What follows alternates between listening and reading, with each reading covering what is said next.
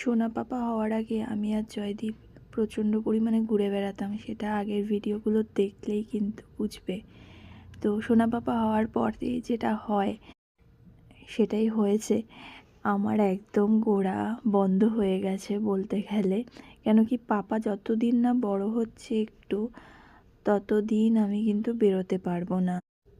আর যেটাই একটু আধটু বেরোই সেটা হচ্ছে মায়ের কাছে রেখে ওকে, তারপরে আমাকে বেরোতে হয়। তবে মন মানে না ওকে রেখে বেরোনোর। খুব প্রয়োজন না পড়লে আমি এখন বাইরেই বেরোতে চাই না, জানো। অবাক লাগে আমার নিজেকে নিজে দেখে যে এই মেয়েটা একদিনও এমন যেত না যে বাড়িতে থাকতো। অল টাইম সকাল থেকে রাত অবধি বাড়ির বাইরেই কাটাতাম। হ্যাঁ, অবশ্যই কাজে সকাল প্রায় 9টা 9:30টায় বেরিয়ে যেতাম জবের জন্য, আর তারপরে টিউশন করে সেরে তারপর বাড়িতে ঢুকতে ঢুকতে প্রায় রাত 10টা 11টা তো বেজেই যেত। আর দেখো এখন সেই মেয়ে পুরোপুরি ঘরকুনে হয়ে গেছে। এই ছোট্ট প্রাণীটাকে সব সময় পাহারা দেওয়ার জন্য আর ভালোবাসবার জন্য আমি আছি।